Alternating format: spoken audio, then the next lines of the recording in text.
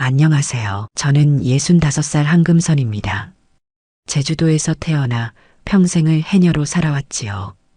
저희 동네에서는 아직도 많은 해녀들이 바다에서 전복과 소라, 미역을 따지만 저는 주로 굴을 땄습니다. 어머니도 할머니도 모두 해녀였기에 저는 그저 그 길을 자연스레 따랐을 뿐이에요. 15살에 처음 바다에 들어갔던 날이 아직도 생생합니다. 차가운 물속에서 숨을 참고 있는 게 너무 힘들어서 금방이라도 포기하고 싶었지요. 금선아, 천천히 해라. 바다는 도망가지 않는다. 어머니의 말씀이 저를 지탱해 주었어요. 그렇게 하루하루 바다와 친해지다 보니 어느새 저도 어엿한 해녀가 되어 있었습니다. 하지만 요즘은 기침이 심해져서 바다에 들어가기가 힘들어졌어요. 처음엔 대수롭지 않게 여겼습니다.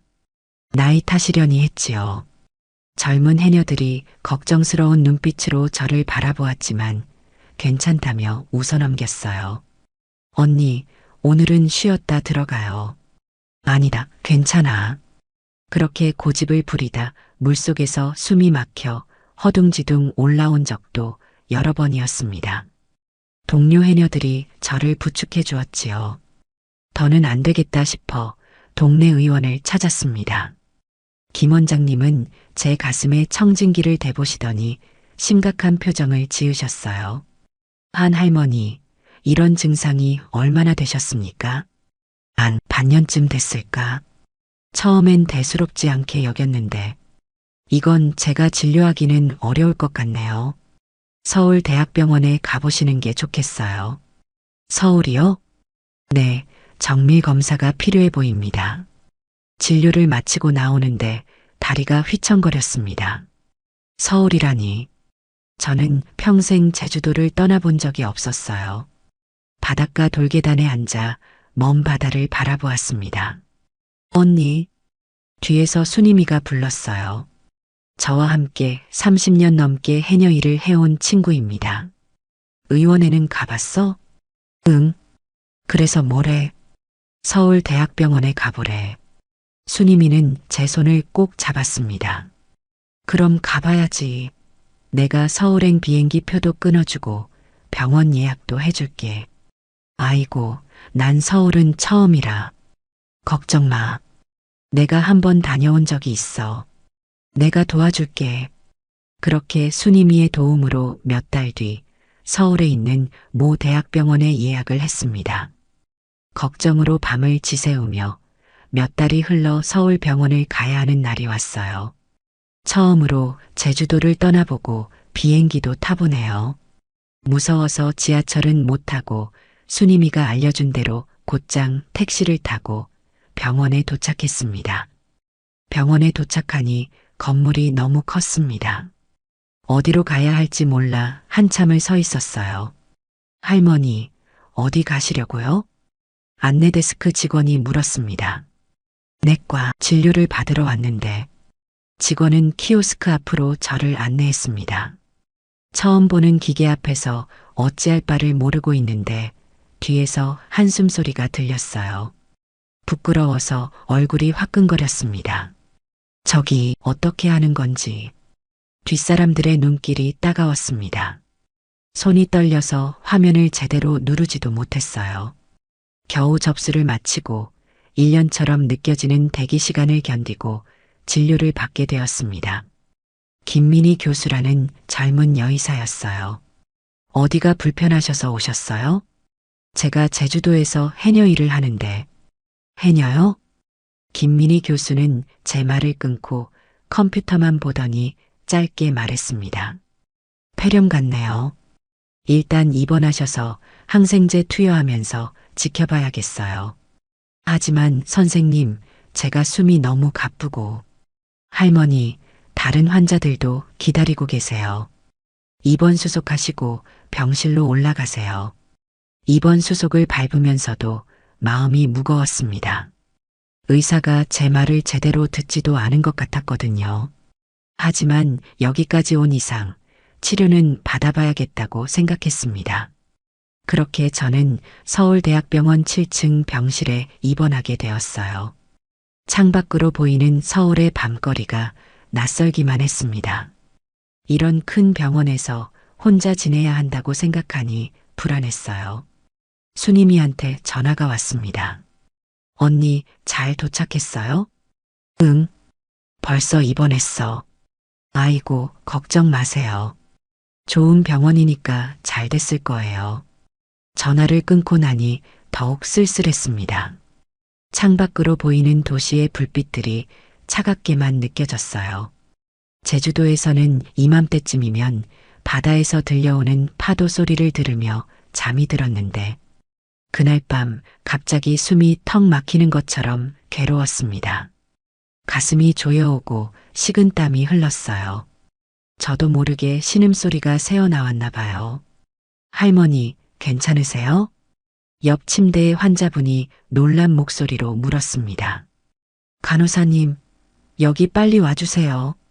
얼마 지나지 않아 간호사가 달려왔습니다.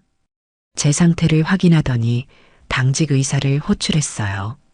환자분 상태가 많이 안 좋으신데 산소 포화도가 너무 낮아요. 당직 교수님 오시는데 시간 걸리나요? 곧 도착하신대요. 저는 그저 숨만 겨우 쉬고 있었습니다. 의식이 점점 흐려지는 것 같았어요.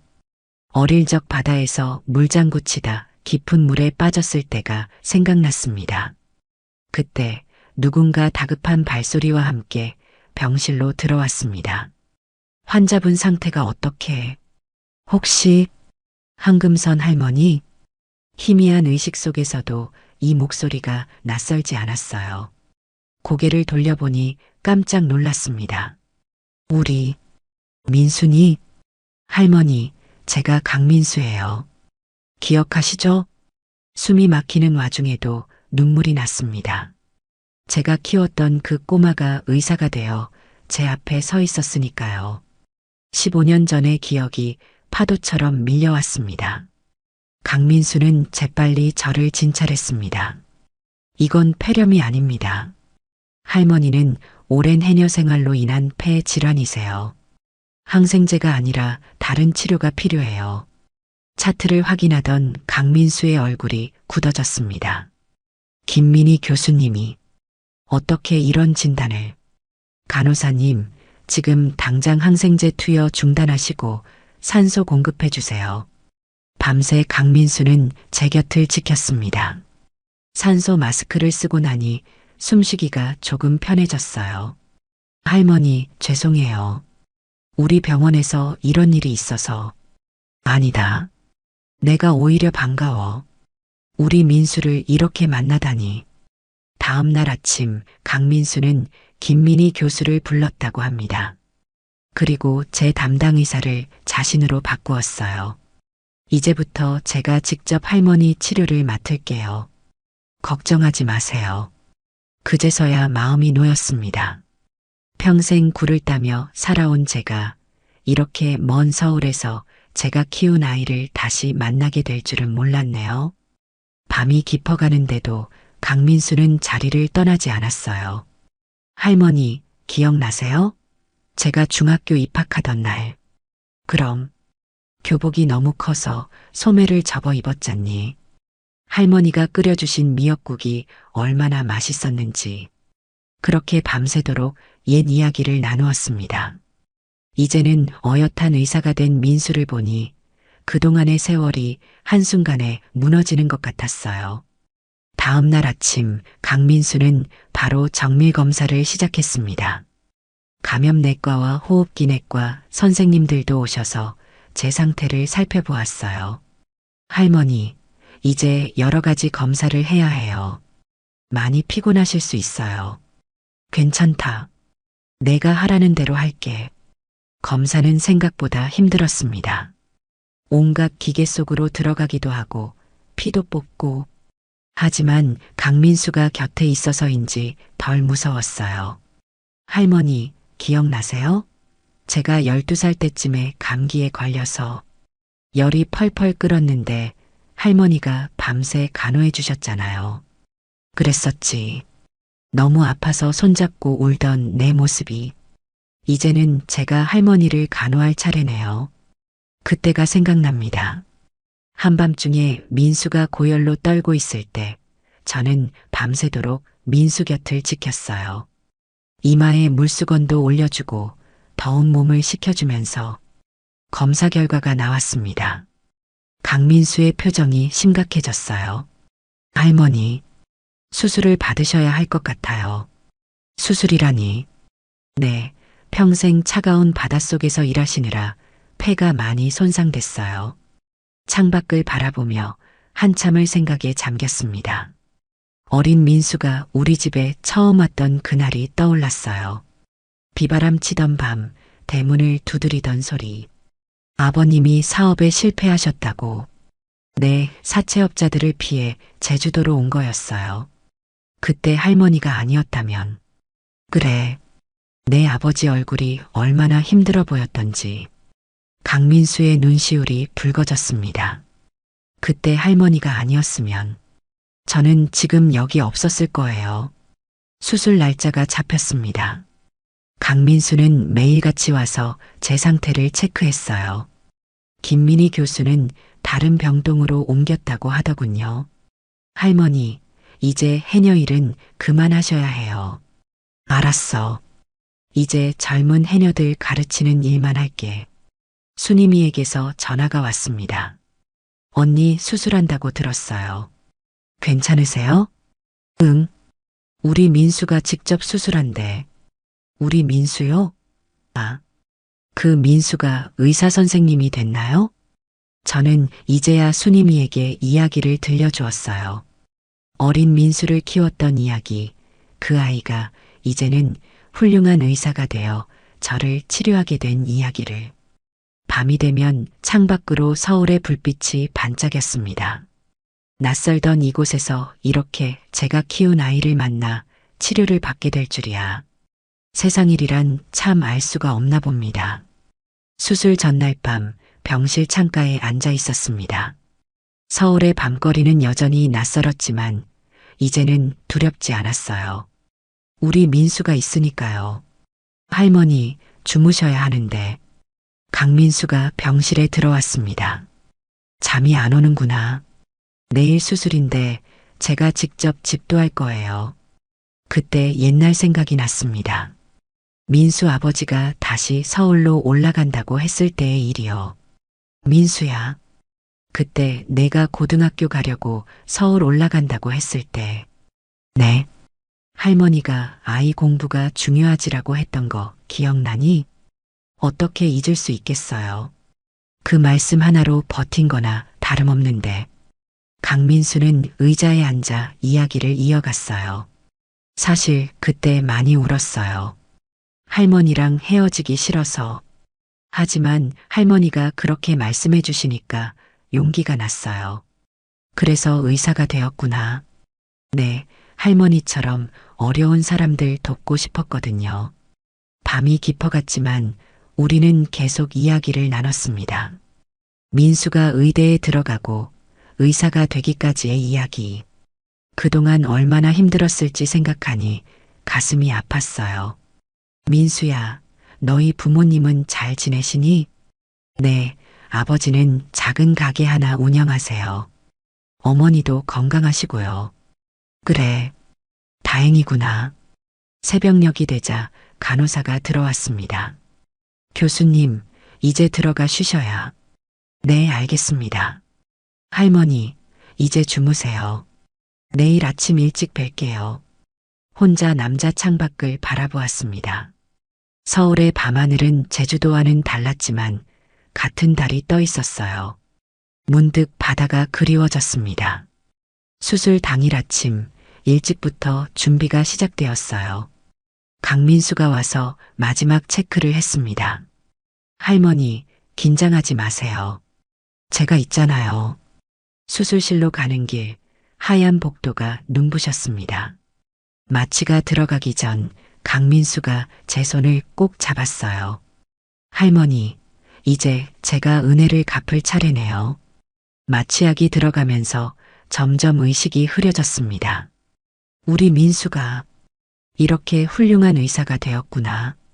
그 생각을 마지막으로 저는 깊은 잠에 빠져들었습니다. 눈을 떴을 때는 중환자실이었습니다. 온몸에 선이 연결되어 있었고 숨쉬는 것도 조금은 힘들었어요. 하지만 이상하게도 마음은 편안했습니다. 할머니, 정신이 드세요? 처음 보는 간호사가 다가왔어요. 수술 잘 됐나요? 네, 강민수 교수님이 직접 집도하셔서 아주 성공적이었대요.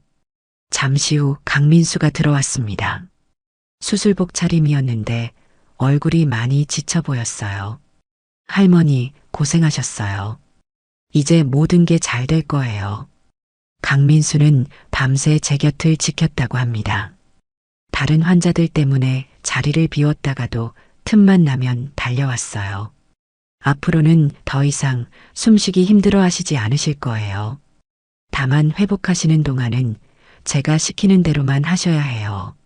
알았다. 우리 민수 말대로 할게. 이틀이 지나고 일반 병실로 옮겨졌습니다. 이제는 혼자서도 화장실도 다녀올 수 있게 되었고 숨쉬기도 훨씬 편해졌어요.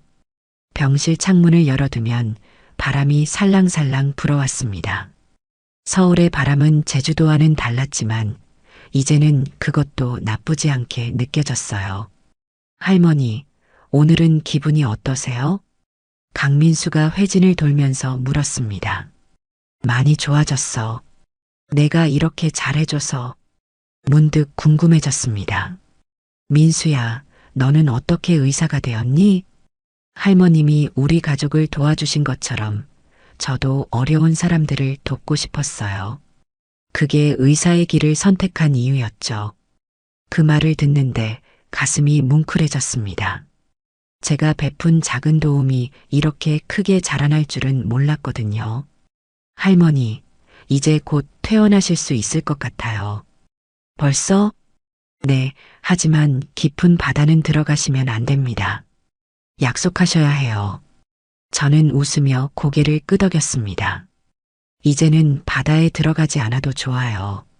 제가 키운 아이가 이렇게 훌륭한 의사가 되어 저를 살렸다는 것. 그것만으로도 충분히 행복하니까요.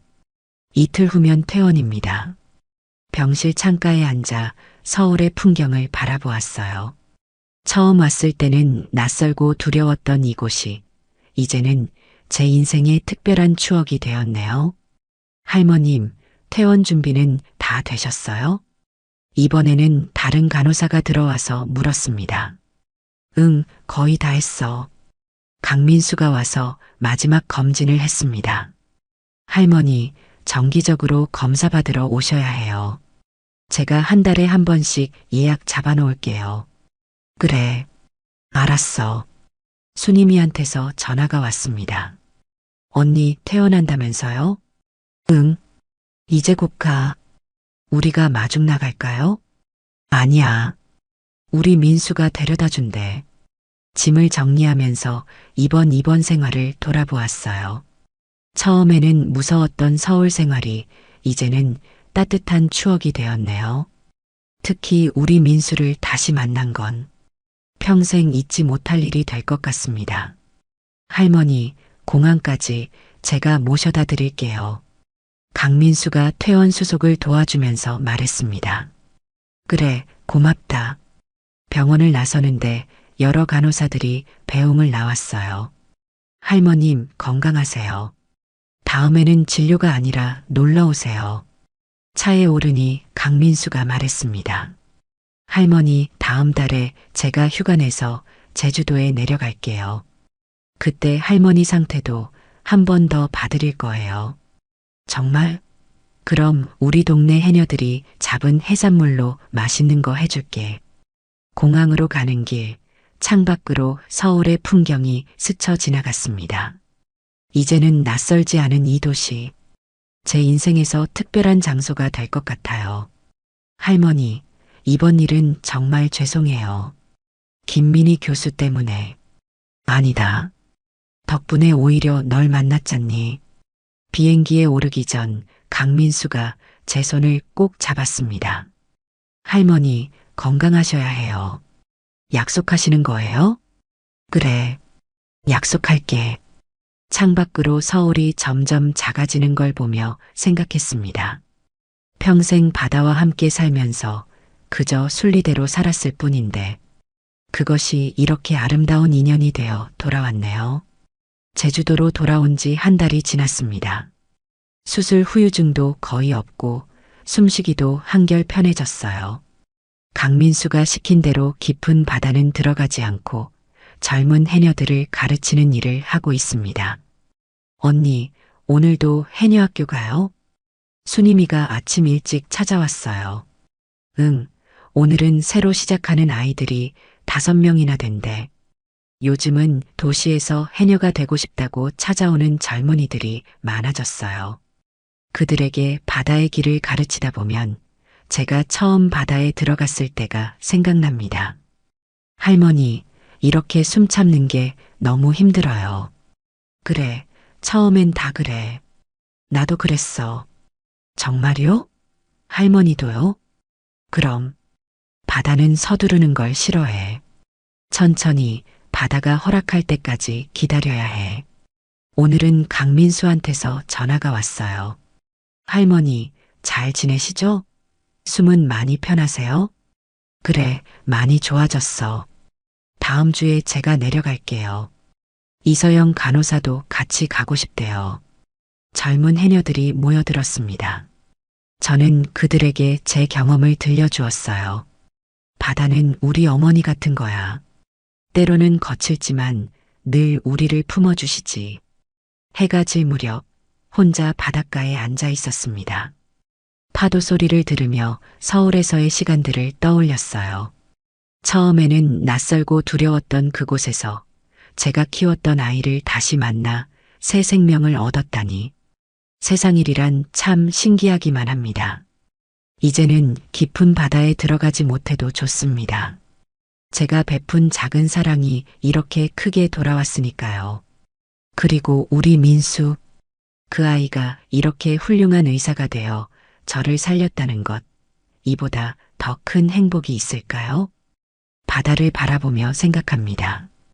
인생이란 참 알 수 없는 거구나. 하지만 진심을 다해 살다 보면 그 마음이 언젠가는 꼭 돌아오는 것 같아요. 지금 저의 삶이 그걸 증명하고 있으니까요. 할머니, 내일도 우리 가르쳐 주실 거죠? 젊은 해녀들이 돌아가며 묻습니다. 그럼, 이제 바다는 너희 차례야. 해가 저물어 갑니다.